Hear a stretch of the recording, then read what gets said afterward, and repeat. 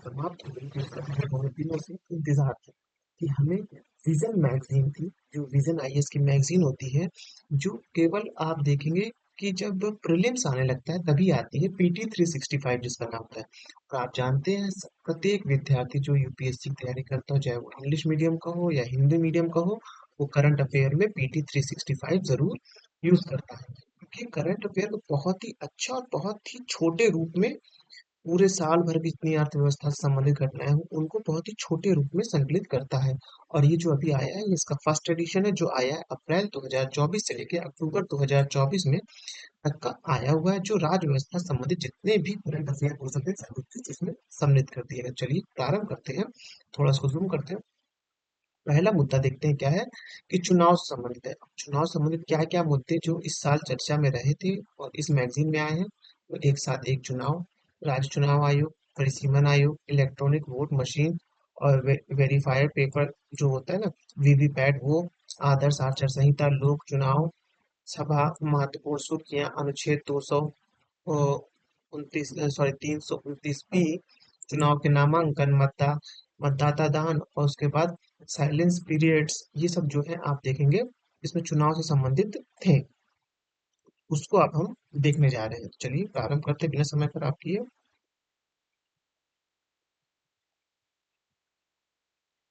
ये देखिए, आपके स्क्रीन पे दिख रहा है, चुनाव से संबंधित जितने भी मुद्दे थे वो सारे कुछ यहाँ आ गए। चलिए, एक साथ चुनाव। हाल ही में सरकार ने पूरे देश में एक साथ चुनाव यानी एक राष्ट्र एक चुनाव के लिए लोकसभा में 129वां संविधान संशोधन विधेयक 2024 पेश किया है। इसकी समीक्षा एक संयुक्त समिति द्वारा की जाएगी। 129वां संविधान संशोधन विधेयक 2024 की प्रमुख प्रावधान क्या है, यानी कि इसके प्रावधान क्या थे एक साथ एक चुनाव के।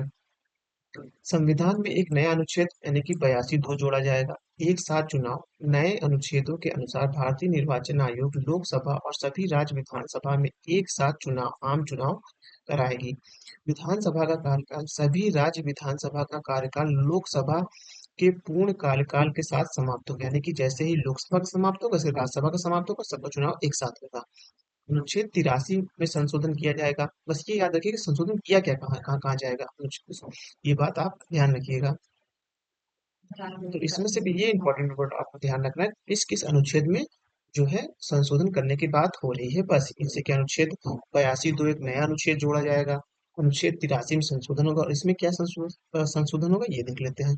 इसे असमाप्ति अवधि यानी कि अनएक्सपायर्ड पीरियड, मध्यवर्ती चुनाव और आम चुनाव की परिभाषा दी गई है। संशोधन के अनुसार जब लोकसभा 5 वर्ष के पूरे कार्यकाल को भंग हो जाती है, तो लोकसभा विघटन की तिथि और पूर्ण कार्यकाल की समाप्ति के बीच का अ, आप देखेंगे अवधि जो होगा असमाप्त अवधि मानी जाती है। समय से पहले लोकसभा विघटन के बाद मध्यवर्ती चुनाव होगा। इस चुनाव से जिस नई लोकसभा का गठन होगा उसका कार्यकाल केवल असमाप्त अवधि तक होगा, जो 5 साल की टर्म अवधि तक ही होगा। अनुच्छेद 172 में संशोधन देख लेते हैं। के लिए यह नया प्रावधान राज्य विधानसभा के लिए असमाप्त अवधि और पूर्ण कार्यकाल को परिभाषित करता है। अनुच्छेद 327 में क्या है, यह विधानमंडल के चुनाव के संबंध में प्रावधान करने की संसद की शक्ति को संबोधित करता है। एक साथ चुनाव के बारे में देख लेते हैं। एक साथ चुनाव को एक राष्ट्र एक चुनाव के रूप में जाना जाता है। भारत में इसका आशय लोकसभा, राज्य विधानसभा, नगरपालिका और पंचायतों के चुनाव को एक साथ संपन्न कराना है।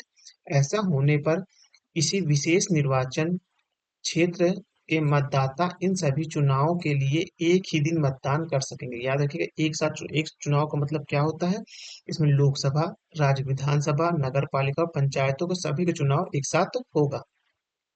एक साथ चुनाव का आशय यह नहीं है कि संपूर्ण देश में इन सभी चुनाव के लिए एक ही दिन मतदान, यानी कि अलग अलग दिन मतदान होगा। भारत में वर्ष 1951, 52, 57 और फिर उसके बाद देखेंगे 62 और 67 में लोकसभा और विधानसभा के लिए एक साथ चुनाव किए गए थे।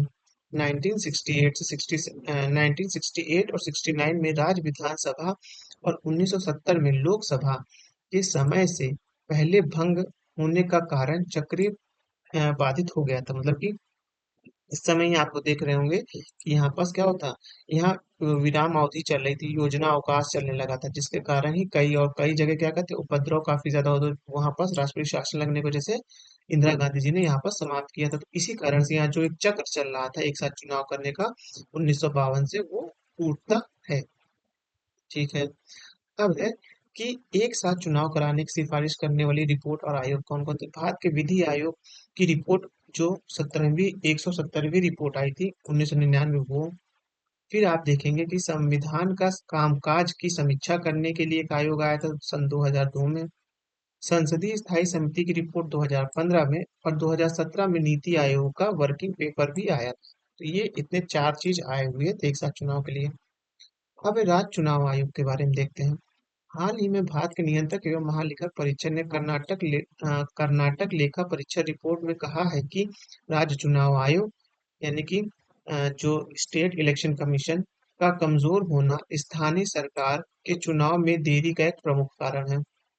राज्य चुनाव आयोग के बारे में देख लेते हैं। ये संवैधानिक प्राधिकरण है जो स्थानीय स्वशासन के निकाय जैसे पंचायती राज और शहरी स्थानीय निकाय आदि के चुनाव के लिए उत्तरदायी होती है। यानी कि आप देखेंगे पंचायत को, नगर पालिका, ये दो चीज का चुनाव कराती है जो राज्य का चुनाव आयोग होता है।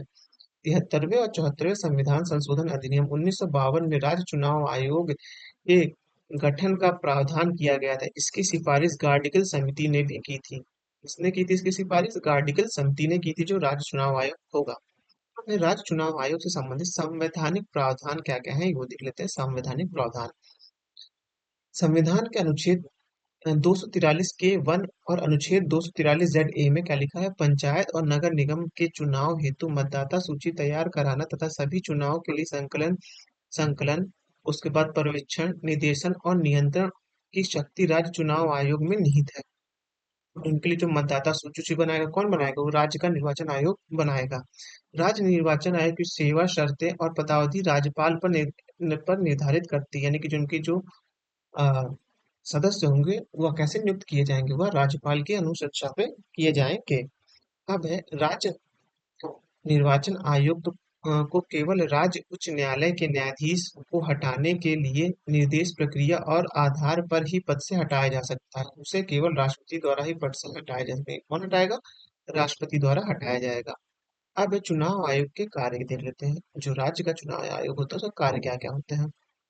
न्यायोचित प्रतिनिधित्व सुनिश्चित करने के लिए स्थानीय निकाय चुनाव हेतु निर्वाचन क्षेत्र का परिसीमन करना, स्थानीय निकाय चुनाव के लिए मतदाता सूची तैयार करना और संशोधन को की देखभाल करना, देखरेख करना, स्थानीय निकाय चुनाव में अनुसूचित जाति, अनुसूचित जनजाति और पिछड़े वर्ग के लिए सीटों का आरक्षण करना, स्थानीय निकाय चुनाव से संबंधित विवादों का निर्णय लेने का अधिकार इस विवादों की उम्मीदवारों के अयोग्यता के मामले में भी शामिल है। स्थानीय निकाय चुनाव के संचालन से संबंधित मामले पर राज्यपाल को सलाह देना, और ये राज्यपाल को सलाह भी देता है कब का हमें ये चुनाव कराना है। अब परिसीमन आयोग बहुत ज्यादा चर्चा में है, और ये इस बार प्रश्न जरूर बनेगा यहाँ से। किशोरी चंद छगन लाल राठौर मामले 2024 में सुप्रीम कोर्ट ने निर्णय दिया कि परिसीमन आयोग के किसी भी आदेश के स्पष्ट रूप से मनमाने होने पर, संवैधानिक मूल्यों के अनुरूप नहीं होने पर संवैधानिक न्यायालय को उन आदेशों की समीक्षा करने का अधिकार है। तो ये बात ध्यान रखिएगा। परिसीमन के बारे में देख लेते हैं। यह लोकसभा और राज्य विधानसभा के लिए प्रत्येक राज्य की सीटों की संख्या, प्रादेशिक निर्वाचन क्षेत्र की भौगोलिक सीमाएं तय करने की प्रक्रिया है। परिसीमन कार्यों की जिम्मेदारी उच्च अधिकारी प्राप्त संस्था को सौंपी जाती है। इन संस्था को परिसीमन आयोग या सीमा आयोग भी कहा जाता है। संविधान के अनुच्छेद 82 के अनुसार परिसीमन का कार्य ऐसे प्राधिकरण द्वारा या ऐसी रीति से किया जाएगा जो कानून संसद के माध्यम से निर्धारित होगा। और ये जो परिसीमन काम जो कानून बनाएगा वो कैसे बनेगा? संसद से पहले बन के आएगा था। परिसीमन 4 बार लागू हो चुका है, इसको मैं हाईलाइट कर दूं। कई बार ये परीक्षा पूरे परिसीमन 4 बार लागू हो चुका है। कब कब? 1952, 63, 73 और सन 2002 में। यह एक संवैधानिक निकाय है। कैसे संवैधानिक निकाय है? क्योंकि इसमें कॉन्स्टिट्यूशन के बारे में लिखा हुआ है। परिसीमन आयोग के निर्णय अंतिम माने जाते हैं और उन्हें भी न्यायालय में चुनौती नहीं दी जा सकती। तो इसी बात को न्यायालय में लेके ये बात कहा गया है कि किशोरी छगन लाल राठौर मामले में कि कोर्ट की सुप्रीम कोर्ट ने निर्णय दिया कि परिसीमन आयोग के किसी भी आदेश के स्पष्ट रूप से मनमाने होने और संवैधानिक मूल्यों के अनुरूप नहीं होने पर संवैधानिक न्यायालय को उनके उन आदेशों की समीक्षा करने का अधिकार है। यानी कि मान लीजिए कोई ऐसा परिसीमन आयोग ने कोई ऐसा रूल निकाल दिया कि नहीं ऐसा नहीं ऐसा करेंगे, तो होगा क्या? वो मान लीजिए किसी ऐसा कार्य के लिए उसने एक नियम बना दिया जो लोगों के मूल अधिकारों का हनन कर रहा हो, किसी की स्वतंत्रता को बाधित कर रहा हो, तो आदेश तो निकाल दिया आपका, अब तो आप सुप्रीम कोर्ट जा नहीं सकते। लेकिन आप देख रहे हैं ना, यहाँ पे किसी व्यक्ति के मूल अधिकारों का हनन हो रहा है। जब किसी व्यक्ति के मूल अधिकारों का हनन हो रहा है तो न्यायालय उसकी समीक्षा कर सकता है। ठीक है। इन आदेशों की प्रक्रिया संबंधित लोकसभा और राज्य विधानसभा की समीक्षा रखी जाती है, लेकिन उनमें किसी भी प्रकार के संशोधन की अनुमति नहीं है। परिसीमन आयोग की संरचना कैसे होती है? अध्यक्ष के रूप में सुप्रीम कोर्ट के सेवानिवृत्त जो न्यायाधीश होंगे। मुख्य निर्वाचन आयोग या मुख्य निर्वाचन आयोग या सीईसी यानी कि अन्य जो निर्वाचन आयोग की नियुक्ति और चुनाव आयुक्त की संबंधित राज्य का राज्य निर्वाचन आयोग भी इसमें होता है। परिसीमन आयोग में ये बात ध्यान रखिएगा। अब है electronic voting machine voter verifiable paper audit trailer यानी कि वीवीपैट के बारे में बात करें। यहाँ पर जब हम वोट डालते हैं साइड में मशीन लगी रहती है, 7 सेकंड के लिए आप उसमें देखेंगे कि ऊपर जिसको आपने वोट डालो पर्ची का चिन्ह बन के आता है। ये उसी के बारे में बात होती है। एसोसिएशन फॉर डेमोक्रेटिक रिफॉर्म्स बनाम भारत निर्वाचन आयोग और अन्य वाद 2024 में सुप्रीम कोर्ट ने ईवीएम में डाले गए वोटों के साथ वीवीपैट पर्चा के 100% क्रॉस सत्यापन करने की मांग वाली याचिका को खारिज कर दिया है। यानी कि जो एडीआर ने एक पीआईएल दायर हुई की थी कि जो हम वीवीपैट से जो पर्ची निकलती वो और जो हम चुनाव में जो थंब लगा के आते हैं, जो इलेक्ट्रॉनिक वोटिंग देके आते हैं, उन दोनों की मैचिंग कराई जाए। लेकिन सुप्रीम कोर्ट ने इसको खारिज कर दिया है कि नहीं ऐसा नहीं होगा। ईवीएम और वीवीपैट के बारे में देख लेते हैं। इलेक्ट्रॉनिक वोटिंग मशीन एक पोर्टेबल माइक्रो कंट्रोलर आधारित उपकरण है। इसे चुनाव प्रक्रिया को आधुनिक बनाने के लिए डिजाइन किया गया है। इसे भारत निर्वाचन आयोग ने electronic corporation of India limited और भारत इलेक्ट्रॉनिक लिमिटेड के साथ मिलकर बनाया है। यहाँ पास ये बहुत इंपॉर्टेंट है कि जो निर्वाचन आयोग ने कैसे करा, तो electronics corporation of India limited और भारत इलेक्ट्रॉनिक लिमिटेड इन दोनों के जॉइंट वेंचर से बना हुआ है। भारत इलेक्ट्रॉनिक लिमिटेड रक्षा मंत्रालय के तहत कार्य करता है। Electronic corporation of India limited परमाणु विभाग के तहत कार्य करता है। ये भी बहुत ही इंपॉर्टेंट बात है, ये बात ध्यान रखिएगा कि इलेक्ट्रॉनिक कॉर्पोरेशन ऑफ इंडिया परमाणु विभाग के अंतर्गत, और आप देखेंगे कि उसके बाद भारत इलेक्ट्रॉनिक लिमिटेड जो होता है वो रक्षा मंत्रालय के अंतर्गत कार्य करता है। 2017 में गोवा विधानसभा चुनाव के दौरान पहली बार ईवीएम के साथ वीवीपैट का उपयोग किया गया था। 2019 में लोकसभा चुनाव में वीवीपैट को पहली बार पूरी तरह से उपयोग में लाया गया था।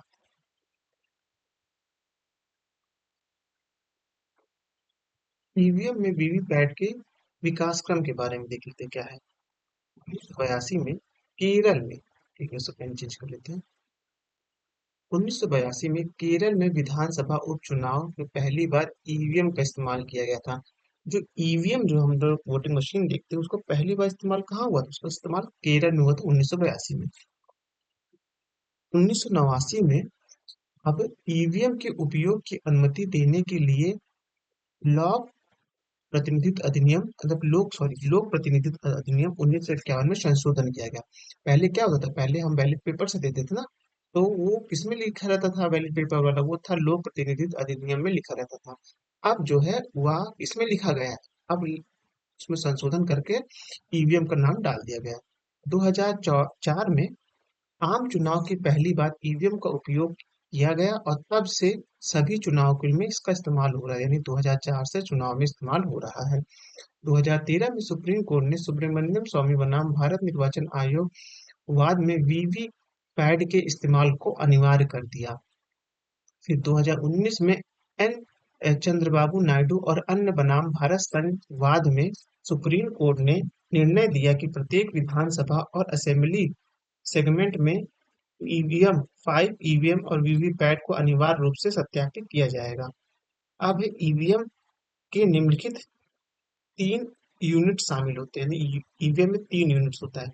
एक होता है बैलेटिंग यूनिट, इसका उपयोग वोट डालने के लिए किया जाता है। यह 16 बटन वाले कीबोर्ड की तरह कार्य करता है।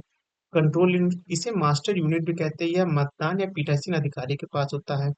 अब वोटर वेरीफाइड पेपर और ऑडिट ट्रेलर, यह ईवीएम का ही एक घटक होता है। यह मशीन सत्यापित करती है कि मतदाता का वोट अपने उम्मीदवार को गया है जिसे उसने वोट डाला है। अब जैसे मान लीजिए आपने कांग्रेस को डाला, बीजेपी को डाला या किसी भी पार्टी को डाला, तो उसका जो चिन्ह होगा, लोगो होगा, वह आपको उसमें वीवीपैट में देखने को मिलेगा। इस मतदान प्रणाली में पूर्ण पारदर्शिता लाने और ईवीएम का उपयोग करके मतदाता प्रणाली की सटीकता सुनिश्चित करके मतदाता का विश्वास बहाल करने में लाया गया था। अब है ईवीएम वीवीपैट के लाभ क्या है। यह बैटरी पर चलता है और बाहर से पावर सप्लाई की आवश्यकता नहीं होती है। वैध अवैध मत की संभावना नहीं होती, इसमें अवैध मत नहीं पड़ता है। यह प्रति मिनट 4 अधिकतम वोट की अनुमति नहीं देता है, तो यह प्रति मिनट 4 से अधिक वोट की अनुमति नहीं देता है, जिससे बूथ कैप्चरिंग पर रोक लगाया गया है। मतलब एक बार कि आप पहुंचे और एक साथ में खट खट खट खट खट खट खट खट खट बटन दबाए चले जा रहे हैं, ऐसा नहीं होगा। 1 मिनट में 4 बार ही आप वोट डाल पाएंगे, जिससे क्या होगा, बूथ कैप्चरिंग पे कंट्रोल हो पाएगा। कंट्रोल यूनिट पर क्लोजर बटन दबाने के बाद मतदाता की कोई संभावनाएं नहीं रहती। अब ईवीएम के गलत तरीके से पूर्ण प्रोग्रामिंग करने की कोई संभावना नहीं है।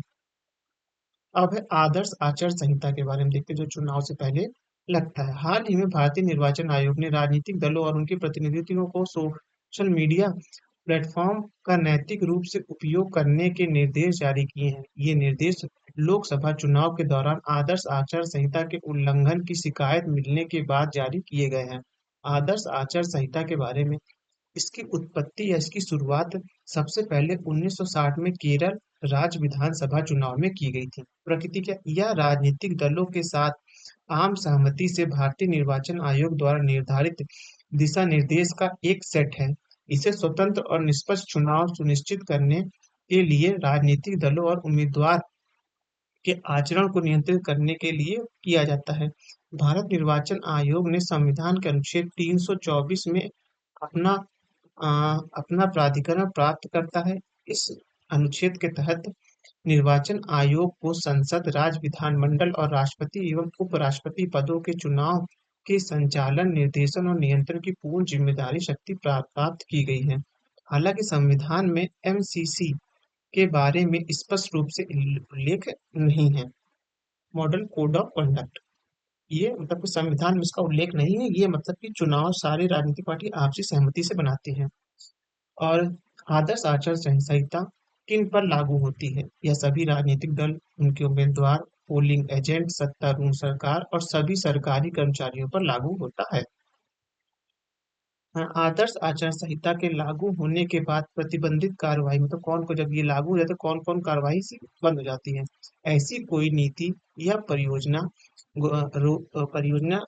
घोषित नहीं की जाती जो मतदाता व्यवहार को प्रभावित करे। मान लीजिए कि वोट के 2 दिन पहले मोदी जी आए और कह दिए सबके अकाउंट में 1-1 लाख रुपए मैंने भेज दिया है, या हर महीने आपको 10,000 रुपए जाएंगे, इस तरह कोई योजना नहीं कर सकते हैं जब आदर्श आचार संहिता लागू होती है तो। ठीक है। अब है सरकारी कोष से धन का उपयोग कर विज्ञापन जारी करने पर रोक। यानी कि अब जो जैसे आदर्श आचार संहिता लागू होती ना, जहां जहां भी जो सत्तारूढ़ पार्टी होती है उसके पोस्टर लगे रहते हैं किसी योजना योजना के, तो उसे हटा दिया जाता है, क्योंकि सरकारी कोष से पहले लगवाए तो उसको हटवा दिया जाता है। सरकार या सार्वजनिक उपक्रम में किसी भी तदर्थ नियुक्ति पर रोक। मान लीजिए सरकार या कोई मतलब अ, जैसे उनको लगा कि यहाँ बस हमको वोट नहीं मिलेगा, यूपी में वोट नहीं मिलेगा, तो यूपी में कोई कंपनी बनाई सरकारी और वहां पास अडॉक पे सबको नियुक्ति देने लगे, तो ऐसे क्या होगा, ये सब नहीं हो पाएगा। फिर है मतदाता समाप्ति के लिए निर्धारित समय से पहले 48 घंटे की अवधि के दौरान सार्वजनिक बैठक आयोजित करने पर रोक। मतलब कि आप 2 दिन पहले ही आपने क्या किया कि कोई बैठक बुला ली, इस तरह की बैठक आप नहीं बुला सकते हैं। चुनाव प्रचार के लिए परिवहन मशीनरी जैसे सरकारी संसाधनों का इस्तेमाल पर रोक।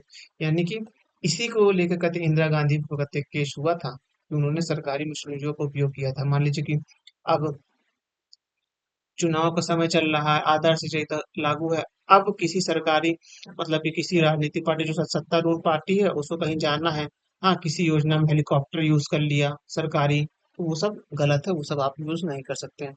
मंत्री या उम्मीदवार विवेकाधीन निधि से कोई अनुदान या भुगतान नहीं कर सकते, यानी कि आप सरकारी खजाने से कुछ भी मतलब खर्च नहीं कर सकते हैं।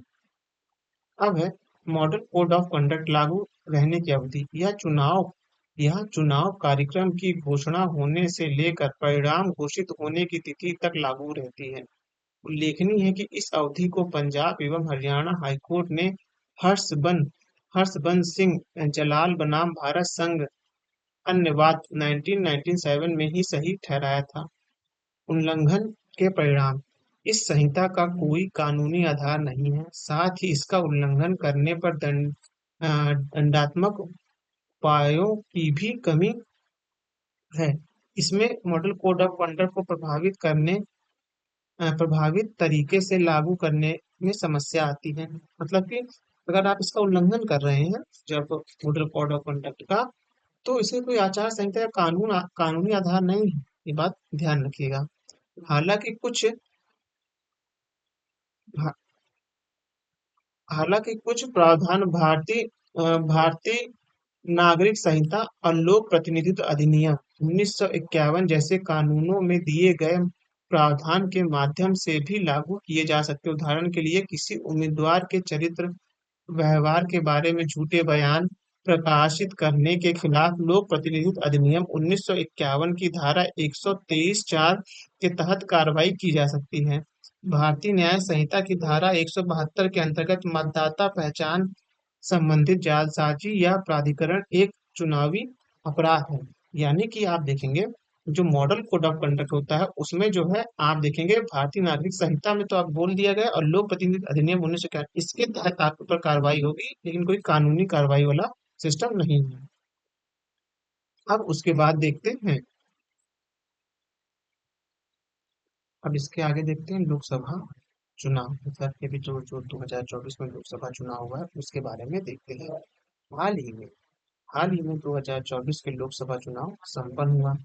लोकसभा चुनाव के बारे में देख लेते हैं क्या क्या बताया गया है। चुनावी प्रणाली। लोकसभा के सदस्यों का चुनाव प्रादेशिक प्रतिनिधित्व प्रणाली के अंतर्गत होता है।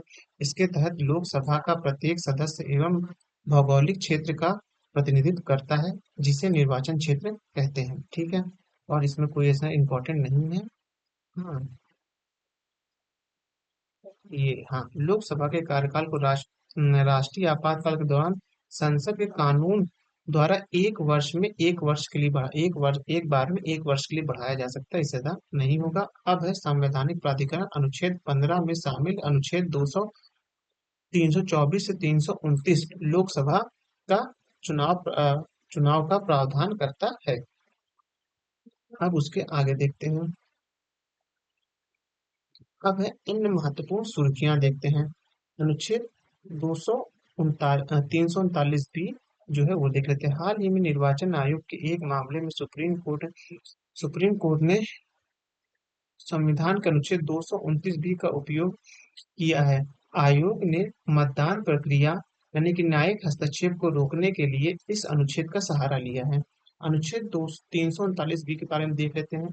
के अनुसार संसद के किसी भी सदन या राज्य विधान मंडल में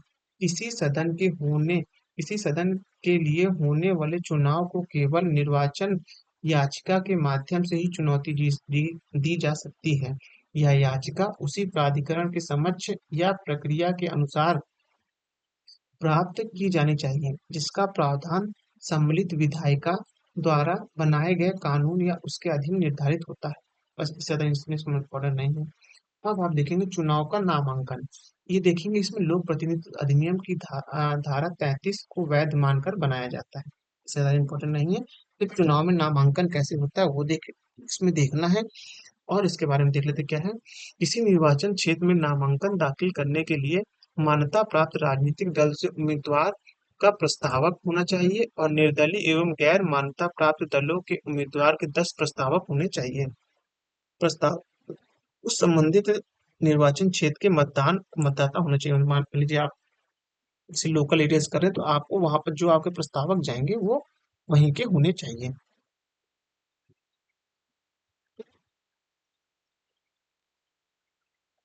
उसके बाद है मतदान यानी रीपोलिंग, मतलब कि आप देख रहे हैं दोबारा चुनाव होते हैं ऐसे यहाँ पर वही भारत के निर्वाचन आयोग ने मणिपुर और अरुणाचल प्रदेश के विभिन्न मतदाता केंद्र पर लोकसभा आम चुनाव के लिए पुनर्मतदान कराया है।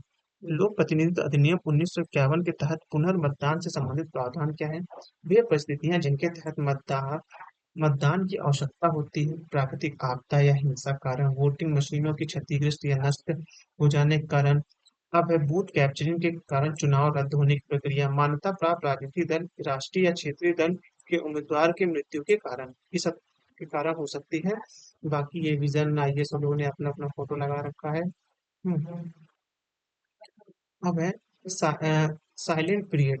हाँ, लोकसभा चुनाव के तहत राज्य के किसी चरण में मतदान दिवस 48 घंटे पहले साइलेंट पीरियड लागू हो जाता है। मतलब वही ना जो आदर्श आचार संहिता में 48 घंटे वाला ये वही होता है, बस इतना ध्यान रखना है।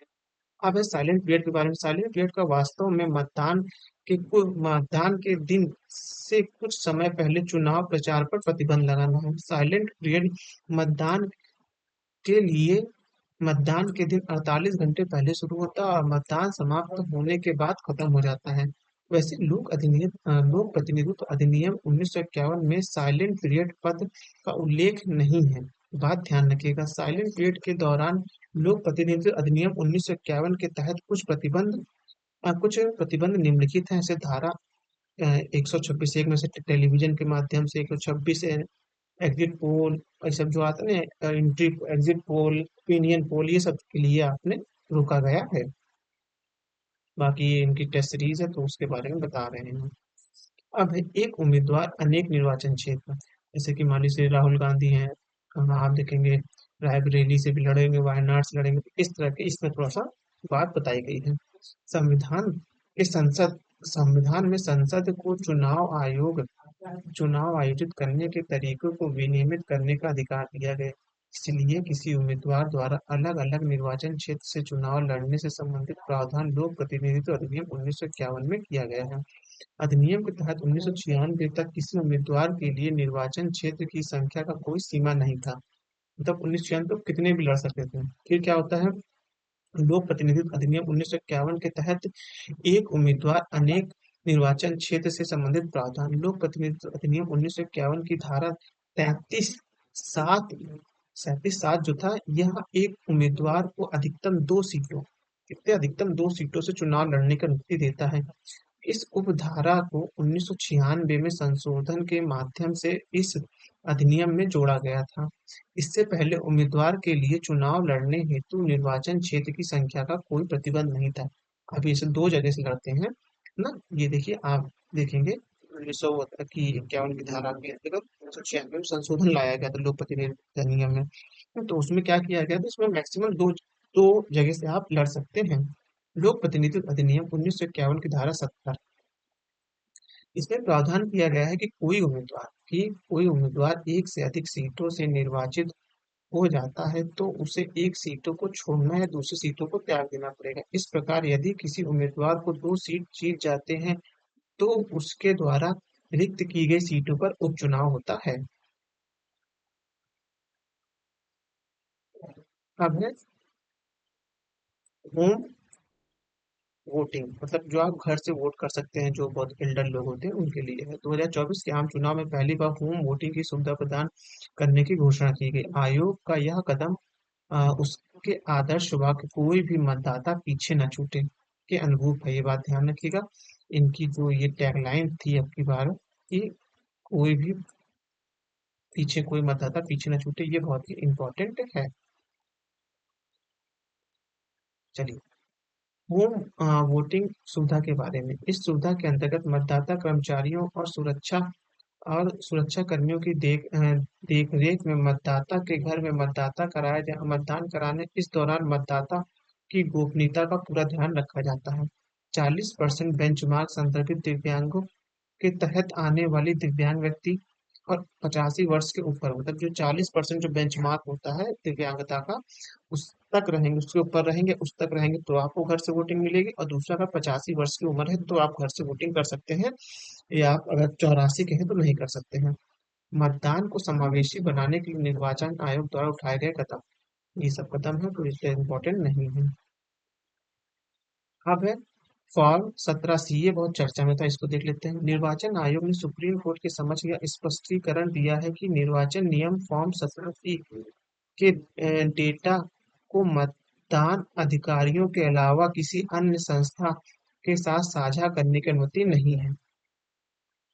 अब है फॉर्म सी के बारे में देख लेते हैं। फॉर्म 17 की